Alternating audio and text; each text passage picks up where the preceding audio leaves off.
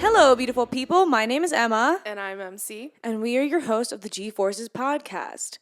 So, we have the Italian Grand Prix in Monza this upcoming weekend, but today we found out some crazy news. So, we're going to discuss some of that before we get into Monza because we have not debriefed on the Logan Sargeant news. And it's funny too because the Haas news doesn't even seem that important anymore. yeah. Which obviously, to all the Haas people out there that do listen, if there are any, obviously we said in the last episode that we would update quickly on that front. The payment went through. Supposedly, Haas is allowed to leave the Netherlands, so they are on the move to Italy. But then today, there had been rumors circulating on the grid all weekend that there were rumors that were circulating, but there's always rumors circulating that someone who's not performing well is going to get replaced. Dropped. Yeah, but I just didn't think that it was actually going to happen because James Vowles has been so supportive of Logan and especially with so we'll just say the news straight out. Yes. Logan Sargeant was dropped today from the Williams Formula One team, and he is being replaced by Franco Colapinto, who is a Formula 2 driver who's in the Williams Racing Academy. He has only done part of an F2 season and one FP1 session in Silverstone. I do believe he did do preseason testing as well. Yeah, he did the rookie testing or whatever that was. He had a handful of laps. But he's barely ever set foot in an F1 car, really. And James Vowles' words were that this was going to help them score the highest amount of points. I mean, if you're going to risk it, risk it all. Yeah, but the reason why Logan wasn't performing well is because he was pulled up from F2 too quickly. And so now you're going to do it again to somebody else. And after this, he can't go back to Formula 2. Yeah. And there's no seat for him next year. So what is he going to do? Just sit and wait for Carlos to eventually leave? But no one saw Logan staying in F1. That's the thing, is that, no offense to Logan, I'm not trying to insult him, but there were not a lot of people behind him for this entire season. At the beginning of the season, there was a crowd of people that were like, how could he have the seat? He shouldn't be here. There was so much negativity surrounding him. He's given a ton of time. In my opinion, I stood behind him, I believe, longer than a lot of people did. I think that we have to, unfortunately, look at this as a business decision. And this is something that we've stressed in this podcast a lot of times, is that... Yeah, I don't disagree with that. But I think, too, unfortunately, the crash, which was due to weather, it was worse because of the fire. It is a lot of money for a team that does not have a lot of money. No, I don't disagree with that. I think my question... I don't necessarily disagree with them dropping him. I feel bad for him on a personal level. Yeah, I think it's you can have empathy for the person. Or dropped, or I was talking to one of the girls at work today because I was trying to explain the kind of the drop dead news of what this is in the F1 world, and I was like, I don't even know if it's as this is more dramatic than when your favorite football star gets traded. I think the problem is who he was replaced by. Well, yeah. Because you're letting him go because he's not performing well, but then you're going to throw someone who's basically never done this before in. It's like throwing a middle schooler into a freshman biology class in college. What do you expect them to know what to do? I'm curious, too, because the only one that we've seen firsthand is Nick DeVries being replaced by Danny Ricciardo taking his seat. And Danny Ricciardo was a big ticket name. I don't know. I think for people, it made sense for Danny to replace him because there was the history of Danny performing really well. 100%. Where Franco, he is 6th in the F2 championship. And it just doesn't really make sense yet, for him to be pulled up that fast. I think if they wanted to pull somebody up from F2, I think Paul Aaron would have made a bit more sense, especially because he was a Mercedes driver academy person, and he no longer is a Mercedes driver academy person because he got basically replaced by Kimi Antonelli. And he has performed the most consistent, from what I know, in the entire F2 grid. And where Franco Colapinto, it just feels like it's Logan Sargeant all over again. Like, just too quick for someone so young. I will say, the dropping, I get. The replacement, I'm in your same boat. I'm not really sure, because when a lot of people don't know who this kid is. And I think this is a lot. I think the only reason why I know his name is because of Silverstone, him doing the FP1. I mean, unless his FP1 and his like sim data was like incredible, but I honestly can't even remember that his FP1. I think it was like your average rookie FP1 session. Like, it wasn't anything crazy. I'm very intrigued to see how the media is going to take this going into this weekend. To be fair, I am glad they're giving rookies, like younger drivers, more opportunities, because this entire class of drivers who what the kind other of got thing skipped is over, too? it sucks to see that they it sucks to see that they don't have a spot really, and they're always these reserve drivers, and they're just not going to ever get a spot. So I'm glad that they're giving somebody younger a chance again. I also feel like sometimes they're seeing people like Max Verstappen and Oscar Piastri perform these incredible rookie seasons, and they're all hoping now that that's what the rookies are going to be, but that's not going to be every rookie, and I fear that the pressure of that expectation is going to hurt a lot of these guys. Look at Liam Lawson, though. Look at how much this benefited Liam Lawson in the sense of, like, where he is now, the possibility of him being an RB. Like, it really, really, like, he just got thrown in because of Danny. Like, he was That's never very true. supposed to be on the docket. And so, like, I think we're sitting here and we're putting this pressure on it because of the dramatics behind dropping Logan, the fiery crash. Like, you can really spin this to be as dramatic as possible. I mean, cough, cough, Netflix. But, like... Oh, the only winner here is Drive to Survive. Drive to Survive. And that's exactly when I saw the news. But I think we have to look at the fact that there are so much young talent, and honestly so much talent that didn't even have the chance in F1, and I wonder if we're seeing a switch with the teams, because we have had 5 years of a little bit of stagnancy where it's been a lot of experience on the grid. And when you read all these articles, it's one thing they talk about is that this is a heavily experienced grid, which is sort of unusual in the history of the sport. Yeah. I mean, think about the hundreds of drivers that have literally had one season. Yeah. And we never heard from them again. It is, if you look back at the history of the sport, it's only within the modern era of the sport that you have these, it's almost like politicians. You have these career politicians, and you have these guys who, and I think it deals with the way the sport has evolved, the money around the sport, but also probably like the science and the tech of like the car is the reason why, like, they build it more, they do more data-driven stuff. But I think we have to look at it. I'm excited. I think hopefully it's what Williams wants and is really hoping for, because I do think, unfortunately, I mean, it's been incredibly lackluster. I just hope that they don't take his...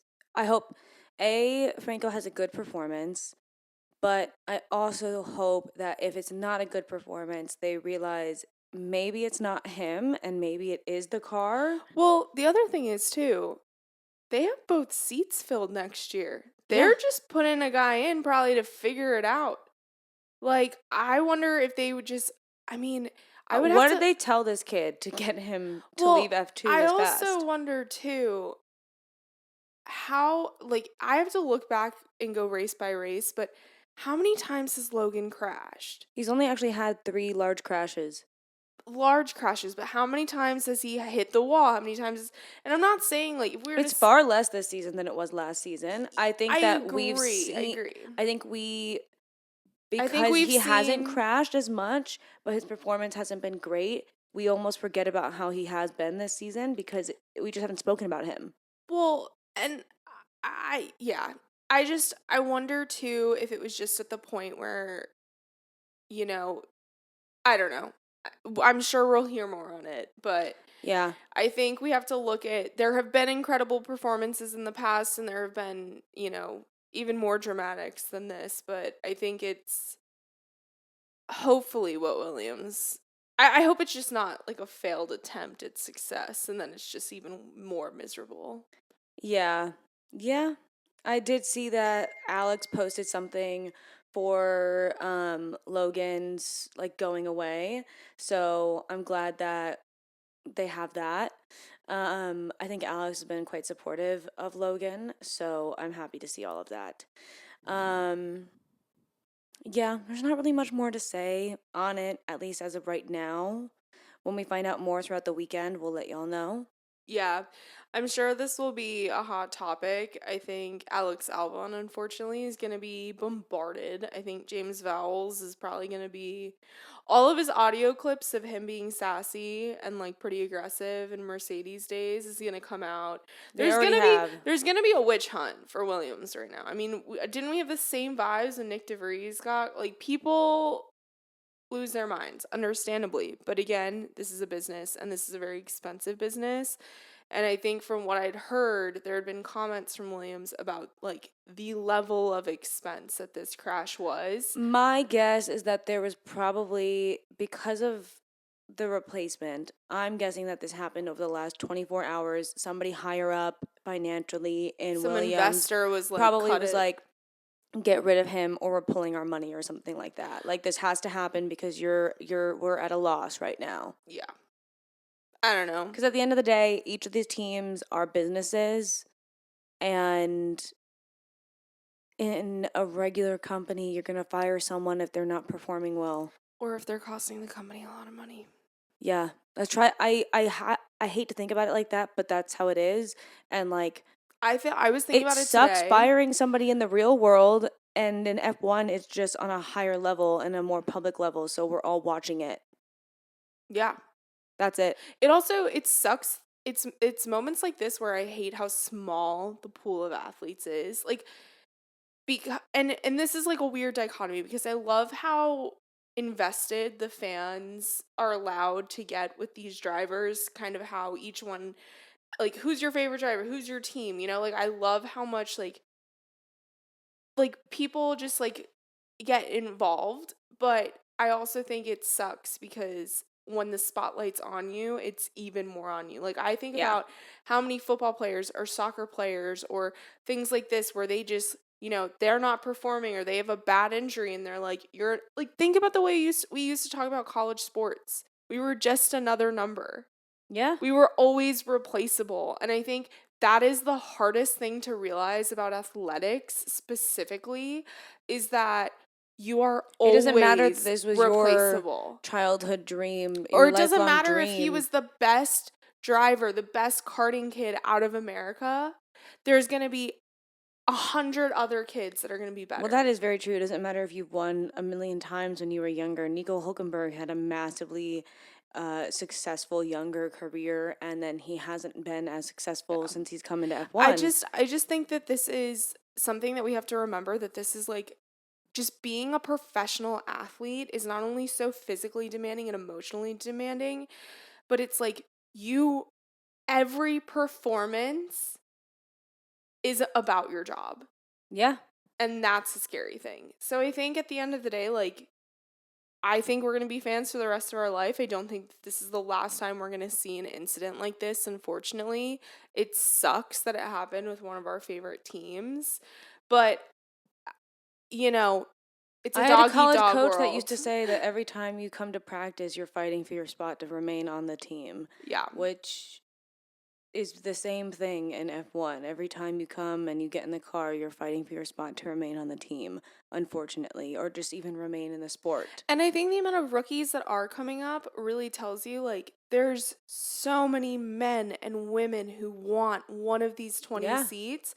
And I think Logan was given so much more time than a lot of people would have been given on other teams. Yeah, probably.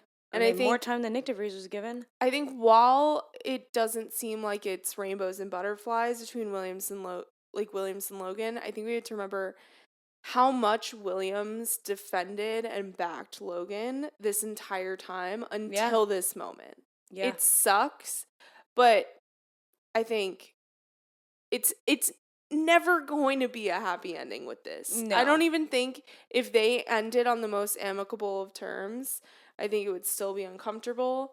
And, I hope that the media they're going to be insane, but I would not be surprised if Alex or even Franco are in the driver's press conference. Let's have Sauber make some crazy announcement. Something crazy needs to happen just so that we don't have to focus on this, honestly. But news moves fast in F1. There's things that happen at the beginning of the season that people just stop talking about. But yeah, I'm not going to mention what that one was. Anyways, we're going to have, other than this gigantic rant at the beginning, we're going to get into our normal Get Ready episode. MC, who are you going over this week? So we're throwing it back. I wanted to try to get someone who is important to Monza or Ferrari or Italian. Well, he's not Italian. He is Italian descent. He does have ties to Monza and a season at Ferrari. So we're going over the driver of the week is Juan Manuel Fangio.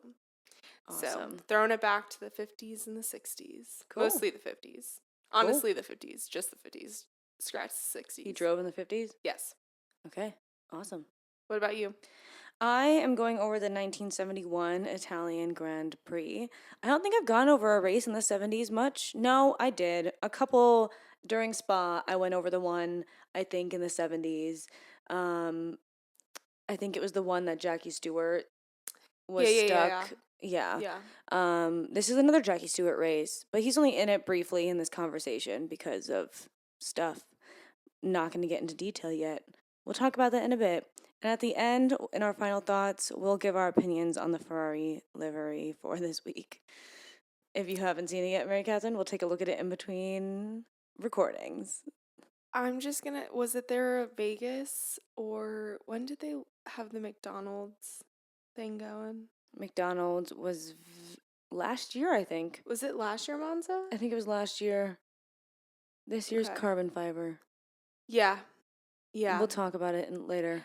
Yeah. There's one thing I would have changed that would have made it perfect, in my opinion. I agree. There's literally one thing. One thing, and I think every fan agrees. It's still not my favorite, personally.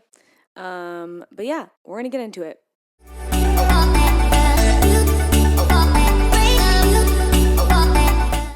In case you guys didn't notice, by the way, we do finally have real headphones, so we aren't talking like we're drunk, like we were last episode. The audio latency on our AirPods. The audio latency. Yeah, it was really throwing us off, and it was not fun. We did sound drunk, and I apologize for that. We were, in fact, not drunk, even though I do think a tipsy episode would be quite fun. I was thinking about that today, too. I've suggested it, and you have said no. I'm thinking about it again, and probably will say yes. I think it should be the Mexican Grand Prix after we've had our margaritas. Oh, we got so drunk during the Mexican Grand Prix. This is not ASMR, Mary Catherine. No, I know. I'm whispering because I feel like Mom's listening. Mom probably is listening. Anyways, MC. Okay, so this is a driver that I feel like should be a little bit more mentioned in terms of I feel like you hear about Ascari, I feel like you hear about Phil Hill all the time, and this is one that you hear the name, but I didn't realize the level of importance and the things that this man records he had. So Fangio was born on June 24th, 1911 in Argentina. His parents were Italian immigrants. I believe it was his grandparents that emigrated directly from Italy, from the Abruzzi region of Italy, and he was one of 6 kids.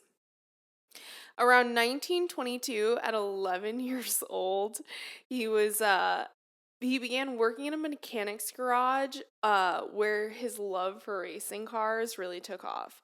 Now think about this. This is 1922, so this is early vehicles. They were like, one of his first cars was a Model T. And I'm like, again, these early drivers with their Model T. He would go on to drop out of school at 13 to work full-time in the garage. And then later on in life, like his 20s, later on in life, when he entered out of his teens, he would start to do these endurance races in South America, kind of around Argentina. Reading about these endurance races, they were like crazy. They sounded like, you know, the Hidalgo, like the horse race? Like, yes, it's one of our favorite movies. So this is basically like the same thing, but with cars. So it would be like 20 days. It would be thousands of miles. And this is like the 30s. So like, you know, there's no regulations whatsoever. So this is how he got his background doing these like long distance insane races. That sounds kind of fun. Like think Le Mans on crack. Is it just one driver? I think it's like drivers with navigators is what I remember. Okay. But I didn't really go into it because it was like the Argentinian like pre F1 racing leagues that I was like, ugh. There's so many pre F1 racing leagues that we can't go into everything. Yeah, and it's just like some of the history is, I mean, some of these guys, like it's not the easiest to find like a ton on them. Oh yeah. Like I just said, these races were highly dangerous, but he ended up like getting this crazy like. He just, like, was a good, like, this is where he got his, like, butter, like okay. Figured it out. Due to his mechanic background, he would be the one who would self-prepare his cars, which also helped. When Fangio was 38, he finally went to Europe with the help of the Argentinian government and the Argentinian Automobile Club. I think they bought him like a Maserati and for him to race because, again, this is that time when, like, a lot of the drivers would just drive, like, their rich friends' cars or, like, you know.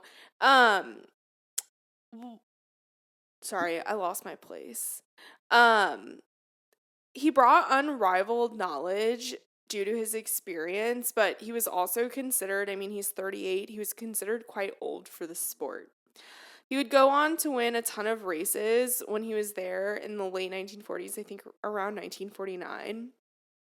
After gaining attention in these early European races, he was invited to join the F1 1950 debut season, racing for Alfa Romeo. He was able to run 3 of the races that debut season. I think it was like 7 races in total, but was unfortunately the runner-up to, I think, Alberto Ascari is the OG winner. Makes sense. In 1951, Fangio had a stronger performance. He took first 3 times that season and second twice, putting him 6 points ahead of Ascari. And this was the first year that he ended up winning the Drivers' Championship. 1952 seemed kind of like a crazy year. There were no regulation specifications, and this caused, there were new regulations specifications. There were no. There's none. I know that it was a little bit more wild back then. I think it like pushed the cars more into like the F2 kind of type of car. Okay. And so this caused Alfa Romeo to not actually have a car. So Fangio was just kind of like floating around. He did a few random races here and there, borrowing cars, which saw him being asked to drive a Maserati in a non-championship race at Monza. Fangio ended up missing his flight. I believe he was doing some race up in Ireland. He ended up missing his flight to Italy. It was either that flight from Ireland or like a connection, and decided to drive through the night to make it to Monza because he was not going to otherwise. Apparently, he showed up about half an hour before the race. So he showed up at 2 p.m. in the afternoon. The race started at 2:30, and was like uber fatigued. Like should not have gotten behind a car. Well, yeah, because he just drove all the way from where? Ireland, I believe. Did the channel exist? No. So he must have had a connection, or he took a ferry. I don't know. I didn't route out his map, but I don't know if anybody knows when the channel was invented, or if anyone knows how he got to Italy, or if I don't know, it might have been a connection. Maybe he had 2 Maseratis, one in Ireland. Wait, we're talking about Ireland. So he would have to get from Ireland to England to take the channel. So I'm guessing a ferry. I think he had a connection. This is really not the most important part of the story. Sorry for the sidetrack. He missed a flight. It might have been in Ireland. It was in somewhere in Europe. So because he's in this fatigue state, he decided to race anyways. And on the second lap, he lost control of his car, flipping and being thrown from said car. Not surprisingly, he suffered quite a lot of injuries, was rushed to the hospital, and according to F1's article on Fangio, he suffered a broken neck that left him with permanently stiff upper torso. So, wear your seatbelts and do not drive fatigued. They also probably didn't have seatbelts. Because of this, and because like Alfa Romeo just did not really have a car that season, he ended up going back to Argentina, fully recovering.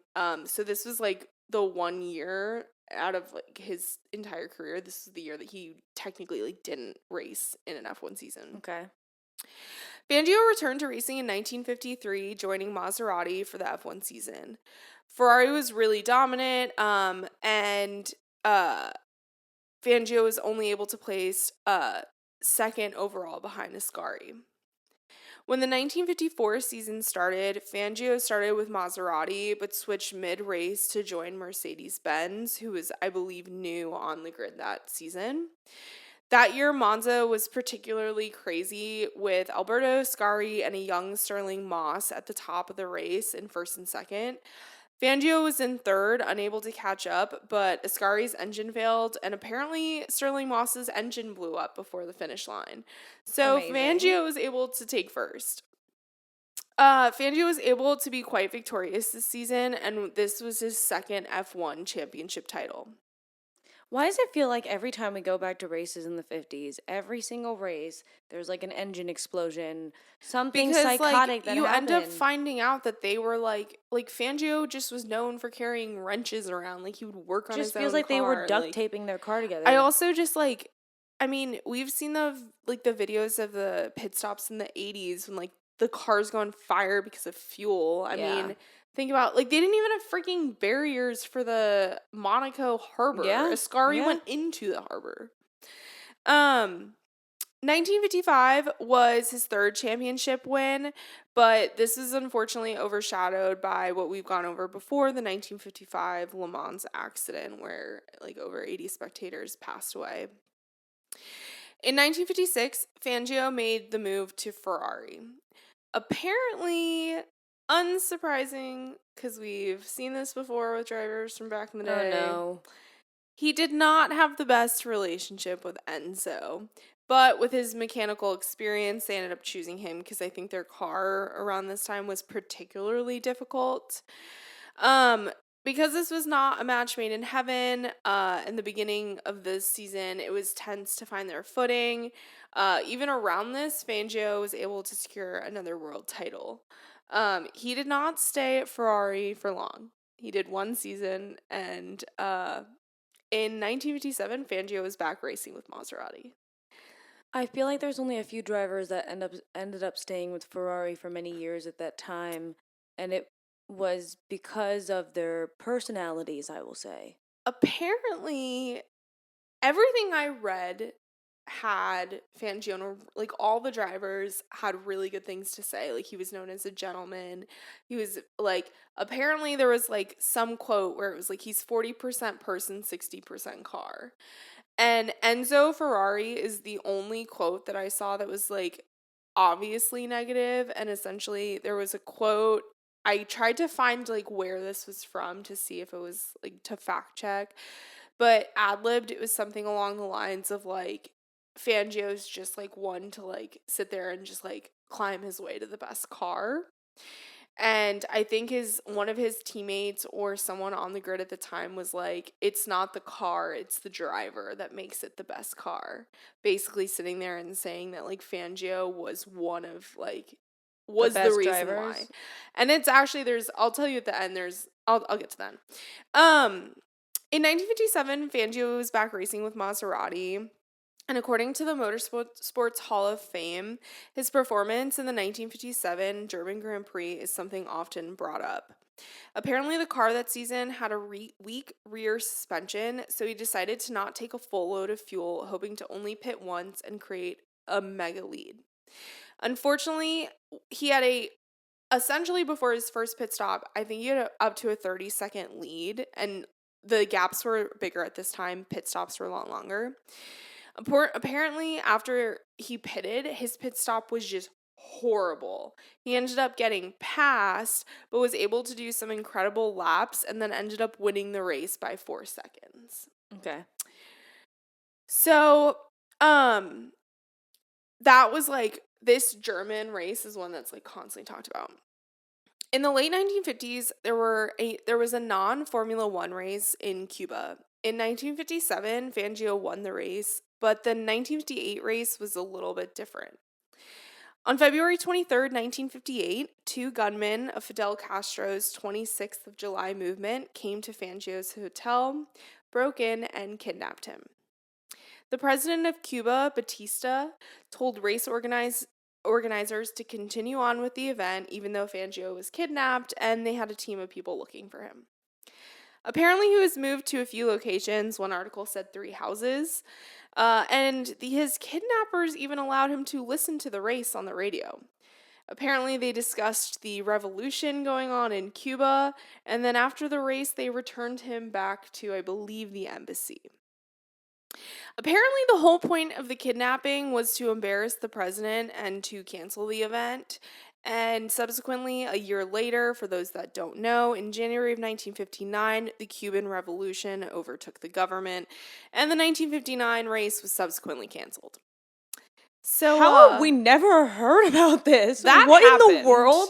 Yeah, apparently he didn't want to get political, and they just kind of discussed his stuff, and I feel like, you know that whole meme of like, if I were to get TikTok, or if I were to get kidnapped, like, and they told me like I had to sing a song or something, like, I feel like this is that version of like, I got kidnapped, but we just watched the race together and hung out.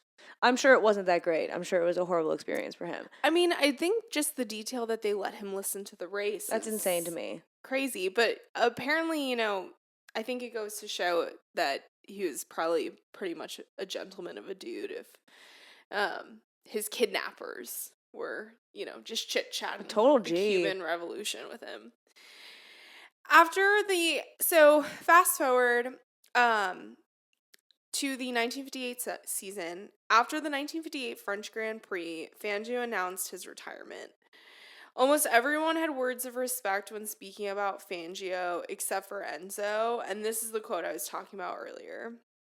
Ferrari was not happy when Fangio went back to Maserati, even going so far as to say Fangio did not remain loyal, and he invariably used every endeavor to ensure that he would always drive the best car available. I believe his teammate at the time rebutted this, like I said, saying, it's not because of the physical car, it's the person behind the wheel. After his retirement, he ended up living a full life in and out of the realm of motorsports and cars. He had some tie to Mercedes-Benz in Argentina. He was the not the flag bearer, but the flag person for, oh my god, I should know I don't know. The Olympic torch for... No, he wove the flag at the end of the Argentinian Grand Prix, I believe. Whatever the name of that is called. There's an official name. But he did that for a few years. And then even went to meet Senna in 1990, which apparently it was a very big deal for both of them. On July 17th, 1995, due to medical issues, Juan Manuel Fangio passed away in Buenos Aires at the age of 84. And I just want to give you guys some quick statistics from F1's article on Fangio. So he raced in 7 full F1 seasons. He's a 5 times world champion, which this record was held for 46 years until 2003, when a little-known driver, Michael Schumacher, surpassed it. Out of the 51 Grand Prix he raced, he started on the front row 48 times, with 29 of those being from pole. He had 35 podium finishes with 24 of them wins. He set 23 fastest race laps, and his championship years were 1951, 54, 55, 56, and 57. He was relatively older when he was in the sport, so he had a nickname as the Old Man. And apparently, the cars at this time in history were just very physically demanding. I mean, they are now, but I think they were demanding in a different way. Yeah. And so Fangio was seen as this older dude. I mean, he was like in his 40s becoming a world champion. A lot of them were older. But it's just insane because apparently there was some study done on like the cars and their physical performance versus like how they would all do today. Apparently he's like seen as still one of the best drivers because of how physically demanding and what he could do. Apparently he's one of like the early pioneers of like drifting in the car, things like that. Sick. And so like I think his experience in these insane races in Argentina, he did do distance races in this in Europe, by the way. It just there's only so much you can talk about. But yeah, I just think that like there's so many of these older drivers that get like, and apparently there's like 6 or 7 statues of him around circuits around the world. Like, it's a big deal. If you are in Argentina, apparently a lot of his later life was spent collecting memorabilia from his time racing, and so there is a museum to him in his hometown. So if you're ever in Argentina, look it up. But yeah, definitely very cool. I like that there's little ties to Monza and Ferrari to kind of tie in. And I think too, it's like, you know, did we talk about Alberto Ascari for Monza last year? Yeah. Yes, I don't know. Cute little tie-in. Yeah. But yeah, if you want to hear about another crazy career, go listen to last year's Get Ready because Alberto's got a wild story. But yeah, I'll probably put that up on the screen like right now. So if you want to listen to it, you can just click on the top of the screen and it'll be there. I'll bring you straight to it. But yeah, so that is Juan Manuel Fangio. Don't forget his name. Very important. Yes. And yeah. All right. Well, now I am going to get into the 1971 Italian Grand Prix.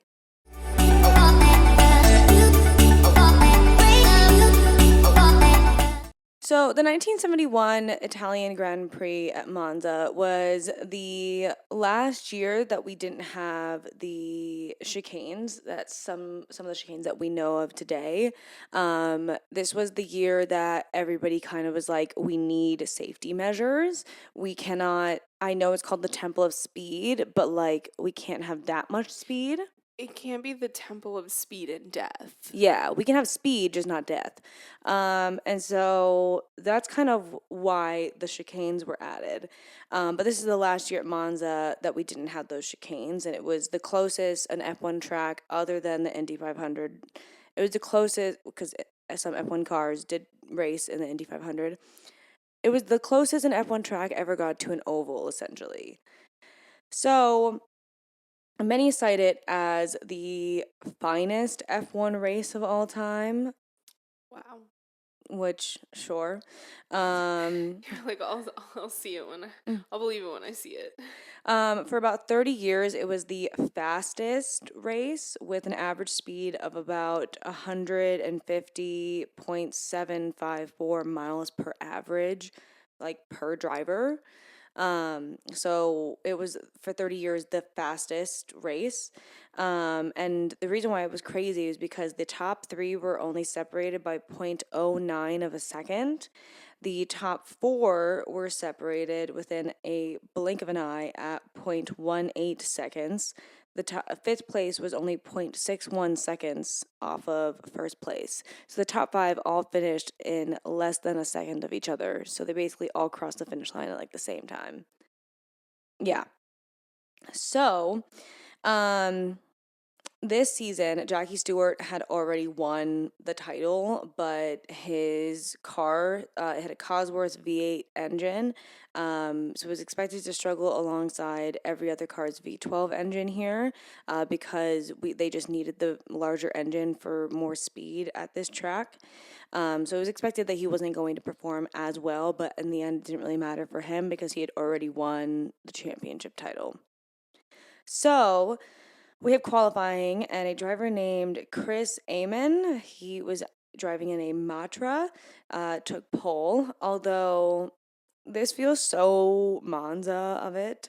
Local officials, quote unquote, mysteriously overlooked his time until late Saturday, meaning most arrived Sunday morning under the impression that a Ferrari was starting first, aka Jackie Ix, which feels just very Monza of it. Wait, so explain that. They kept the... They were like, "Oh no, he didn't win pole. Jackie Ix in the Ferrari is pole." And then late Saturday night, they're like, "No, actually, he's pole." But why?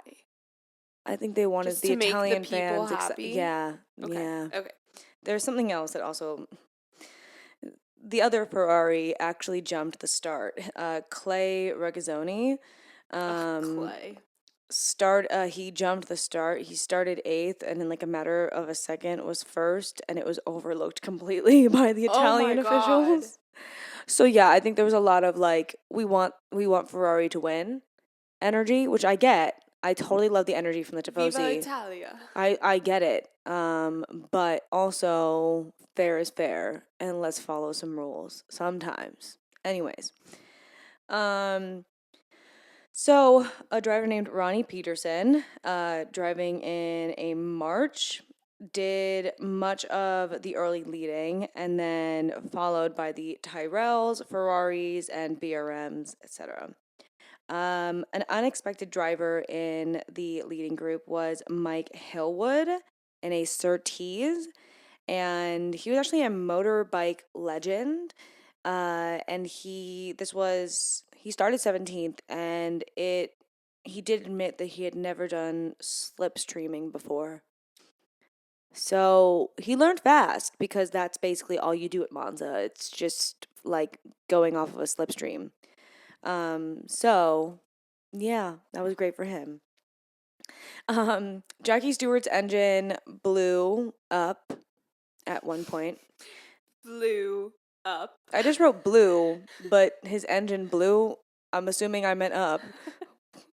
A driver named Sievert got stuck in 4th gear, and both Ferraris retired early with engine trouble, which is just heartbreaking at Monza. You couldn't cheat your way to a win. Sorry, Italian officials. 10 laps to go. It looked like Eamon had it in the bag. But apparently he was known to have a lot of bad luck, and that continued today. And he went to remove a visor tear off, but he accidentally removed his entire visor. How do you get that mixed up? I don't know how that happened. Oh no. And then he actually also. So I got all my information from Motorsport Magazine, which I believe is a British magazine. So some of the terms that they were using are things that I would never use. So they called it fuel starvation. So I'm guessing that means he ran out of fuel. I would assume, but I'm not. I'm still going to say fuel starvation. So to me, as a not mechanic and an American, to me that means he ran out of fuel. But just so you know, they said fuel starvation. I know. It actually was really cool. If you have a membership with Motorsport Magazine, you can actually go back and read the actual like newspaper of the race. I do not subscribe to them, so I cannot read that, but it was cool that they have that. But if you want to, you can. Yeah, if you want to pay the money for it, you can. I don't. I like paying for Netflix. So, anyways. I'll mention at the end. Never mind. Sorry, okay. Continue. Anyways, this left Peterson, Severt, sorry if I'm butchering some names, people, Hillwood, Peter Gethin, who was another BRM driver, which BRM is British Racing Motorsport. So Peter Gethin was another BRM driver who had crept up. So this leaves those 4 for the win, and Ganley was hanging on as well. None of them had ever won a Grand Prix before, so this was huge that these 5 that were about to cross the finish line together, not one of them had won a race. And it came down to who could time it right out of the parabolica. As we all know, the famous parabolica at the very end of the track. We've all heard the commentating a million times about this parabolica. So get used to that word. Yeah, it'll be said a million times the whole weekend. Probably whoever wins, they'll be finishing like the race, and we'll hear Alex Jax and both Crofty being like, coming out of the famous last parabolica, blah blah blah blah blah. Anyways, it's always great commentating. I'm not hating on it, actually. Love it. So Gethin nipped by to win by inches, actually, as all five passed the finish line in a blur. And it's actually a really cool photo. If you look it up, all five of them are basically crossing the finish line at the same time. So it's a really cool thing to see. And here's a quote from Gethin. So the rev limit was 10,500 Gethin laps, but I took it to 11,500 before snatching top, figuring that the bugger would probably blow apart, but if it didn't, I'd win. So he basically was like, full send, I'll break the car. If it doesn't break, then I win. If it does break, well, I tried. We'll figure it out. Yeah. And it worked in his favor. Usually that never works in anyone's favor. So good for him. This was his only F1 victory, which is pretty awesome. And some stats about this race is that there were 25 lead changes among 8 drivers throughout the race. That's crazy. That's insane. That's so exciting. And on only 8 of the 55 laps was the order as it was the previous lap around. Throughout only 8 of the 55. So almost every single lap there was some change on the grid. Can you imagine? No, not today. Yeah. Then again, I couldn't imagine Lando Norris winning a race by 22.8 seconds. So you never know. You never know. You never know. Anyways, that is the 1971 Monza Grand Prix. I'm very excited for this weekend. I don't think it'll be as exciting as this one, with 5 people who have never won a race before fighting to the very end. But I don't think that we are going to have the Ferraris potentially crashing like they almost did last year. I forgot about that. That was very stressful. That was very stressful. Anyways, let's get into our final thoughts.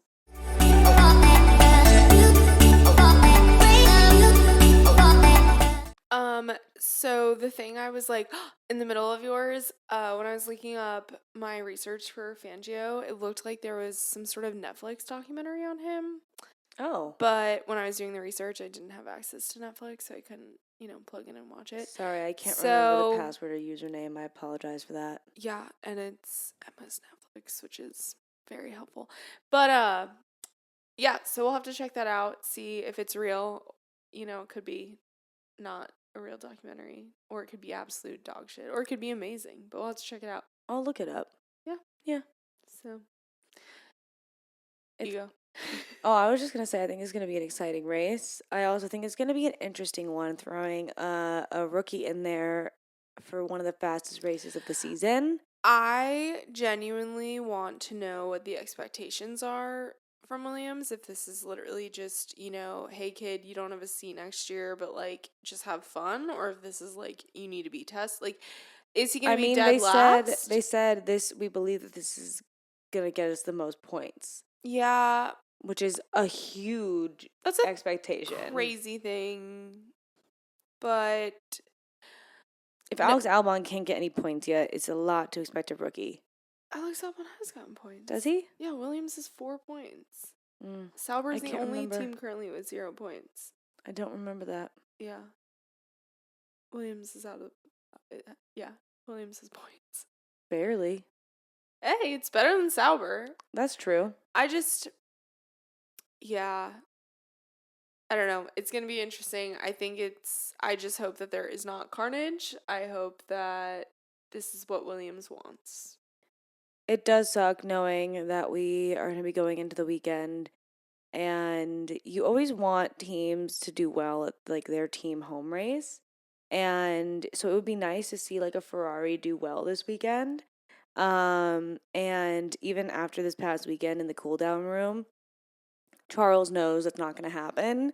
I have watched the video of Charles asking Max in the cool down room so many times, and I can't stop laughing because it's almost like, so well, to fill you people in if you haven't seen the video, they're in the cool down room after the race this past weekend, and Charles turns to Max and is like, so how many seconds were you behind them? And Max is like, 20 or 22. And Charles puts his like head in his hand, like looks so stressed. He has that and, like bug out where he's like, oh my, what? And you just hear Max go, yeah. And it was that moment that Max probably realized this is what he's put everyone else through for the last 2 years. And I almost feel like Charles was like, Lando, I thought I said we could be world champions, not this. There's a video of Fernando going viral of him checking out the floor. And apparently, I read somewhere, it might have been Reddit or something, that like everyone was holding their breath as McLaren went through all of the regulation checks. And they all passed. And it passed with flying colors. Like everything, I don't know what they did, but yeah. Yeah. I'm curious to see. I think there's been some frustration from Oscar's side. I'm curious to see if there's any movement on that front in terms of just like the team taking care of him and, you know, getting him out of dirty air, because that is the weakness of the McLaren. I think it'll be interesting to see how they do at this track, though, because slipstreams are so important for it. You can easily get stuck in dirty air versus a slipstream. And because the car, it is the strongest car on the grid, but like no car really does that great in dirty air. Like, I mean, that's the whole point of dirty air. You're not supposed to be doing great in it. Well, yeah. But it'll be interesting to see how it affects them this weekend. I would not be surprised if Lando ends up on pole and ends up doing really well again. But I feel like last year the Ferraris brought a bunch of upgrades for this weekend. Like they built their car to do well at this track. Monza. So it'll be interesting to see how fast they are because who won last year? Max did. Remember, Carlos was ahead of Max for a really long time, and then it was like halfway through the race that Max passed him, and it was like so exciting because it was like, oh my gosh, somebody's beating Max for the first time in a really long time, and then Charles almost passed Carlos at the very end. Yes, because I think it was Max, Checo, and Carlos on the podium. What are your thoughts on their special liveries? So I wish that they hadn't had the shell looking like that. Why did they have to put the yellow around the shell? Why can't the shell just be yellow? Oh, that's what you're having? I'm having an issue with the checkered. I think, like, if it was just the carbon fiber? The carbon fiber look. I thought if it was just a flat black, it would have been, in my opinion. I mean, it's not my thing personally, but if they didn't want to have the weight of a colored, like paint on the car, they could have just done it originally. Like, I feel like this was literally them just being like, I'm talking about it's something fancy. I'm talking about their racing suits. Oh, I'm talking about both. But like, the whole racing suit is supposed to tie in with the car livery. And if y'all just didn't want the weight of the paint, you could have said so. This is not a special livery, I feel like. Yeah. I hate carbon fiber. I just want color. Your Ferrari, why would you not have red at home? No, I mean, I think the black's going to make them, like, I don't know. I don't know what I wanted. I mean, it's better than the blue. I liked the blue. Yeah, the blue was it wasn't blue. Well, yeah, I liked the concept of the blue. I liked the idea. The execution was not great. But I think that's our problem, is that it's, Lewis, please, just fix this problem. I think that this is Ferrari thinking that everyone's going to be blinded by Ferrari. But we're not blinded by Ferrari, sorry. We're not Charles. Ferrari needs to have their, like, OG Ferrari, like, keep it black and red and yellow and prancing just do horse. Red and yellow, but and then that's it. Come out with, like, a young person's, like, girly pop it. Y'all need to hire some Gen Z to do these special liveries because they would girly pop it and it would be great. or just have Lewis do it next year, because I think that he would make it better than this. No offense to whoever decided this. I don't really think whoever decided this is listening, to be honest. No. So that wasn't I feel very like there sincere. hasn't been a lot of special liveries this year, to be honest, and I'm really not a fan of it. I feel like there haven't been a lot of special liveries, and I feel like there haven't been a lot of, like, wow helmets. Yeah. Like, I feel like the second half of the season is when they start doing a lot of helmets, because everyone does like a special helmet for Texas. People do stuff for Singapore. Yeah. People do like Mexico. Yeah. A lot of things for Mexico and Brazil. Yeah. Yeah, I feel like there's like a party leg in the second half where it just feels like it's we're like just getting to nightlife. Like yeah. Well, there's only 9 races left, which is crazy. I know. Also, I'm going to just keep saying this at the end of every season. If Lando misses the mark by 7 points, it is not the Oscar Piastri win 7 points. Maybe let's look at, all the other points he lost. The DNF. Maybe he lost those points when he wasn't first in other races. I'm just going to really ride that home. There still is a chance for Lando to win the championship, actually. Jolyon put it together at the very end, and if Max were to come second in every single race for the rest of the season, Lando would have to win every single race for the rest of the season with driver of the day. Or no, with fastest lap. But the Red Bull's not going to come second every single race. You don't think? I don't think so. And if the McLaren performs like they did this past weekend, there's a huge chance that he could keep winning. Did we factor in sprints? Did everyone factor in the sprint points? I personally did not. I forgot those existed because I don't care about them. We should probably factor that in. But to be fair, forget about the sprints for a second. I do think there's a chance, and I think without a doubt McLaren's going to pass Red Bull for the constructors 100%. I think that's definitely going to happen. But I think it's going to come. I am fearful for Abu Dhabi because I don't think it's going to be. I think it's going to be a stressful race again. It's not going to be Abu Dhabi 2021, but I think at that point Lewis and Max just really didn't like each other. Yeah. Where I think Max and Lando like each other, obviously, because they're good friends. But I think it's going to be a tight one, and it's going to be intense. I'm curious too to see how, we didn't watch in 2021, which is so frustrating because I think that this is a pivotal comparison that a lot of people are going to be making the next few weeks. But I'm curious to see if the vibes were like this or if they were just like shuttered from the start between Lewis and Max, whereas this seems a lot more like, obviously they all want to win all the time, but it doesn't seem as like villain, like good versus evil right now, I think it's because I don't feel like there's a villainization of Max so much right now, which is honestly, I'm loving that, refreshing. I think it's because of their friendship. Yeah, but it's I'm interested to see if they make this just a good old boys sports or if they're going to villainize one of them. I hope not. I don't think that is necessary. I don't think so either, but the media. Oh, yeah. The media will do what they want, but I think Lando and Max will try to make it as friendly as possible.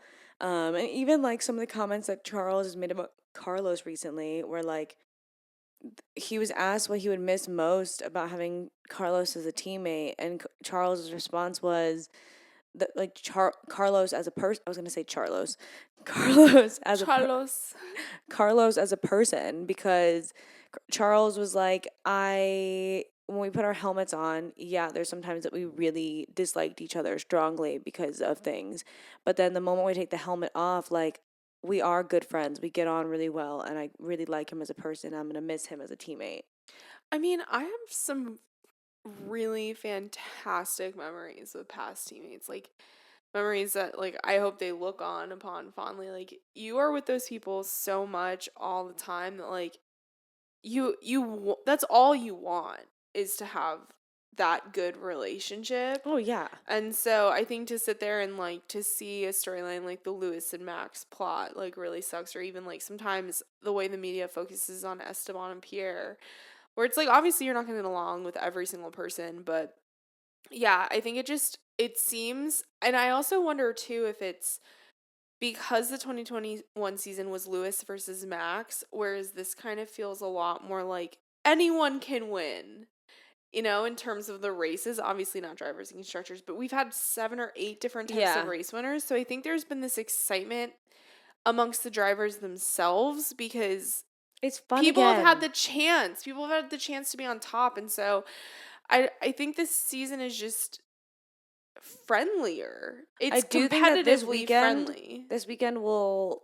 tell us if McLaren has the speed to be winning like that every single race for the rest of the season. If they don't win that race this weekend, then Lando's not going to win. Yeah, if they don't have this incredible performance, I think they can still clinch the Constructors' Championship. Oh, I have no doubt about that. I think that, unfortunately, this is going to be the weekend to make it or break it for Lando for the championship. I don't know. I just think the more he's not first in every single race, the less chance there's going to be. Yeah. So we'll have to see. Yeah. Well, I think that's everything. Yeah. I can't think of anything else. I don't remember if we said this in the last episode, but we did buy our tickets to go to the IndyCar race here in Nashville. If you are going to be there, let us know. Maybe we can come say hi. But that also means that the Azerbaijan Grand Prix, we are going to be a little late to recording the episodes for the recap for it because that's the same weekend as the Music City Grand Prix here in Nashville. So we can't exactly watch 2 races at once. It'd be super fun if we could. Yeah, we're going to be exhausted that weekend, but we're going to get it to you guys. Yes, definitely. All right. Well, make sure to like, comment, subscribe, do all the things. Go follow, go everywhere. Ring bells. Mm-hmm. Follow, like. Please don't dislike. That would be sad. That would make us sad. Yeah, my social anxiety is strong enough, guys. All right. Bye, guys. Bye.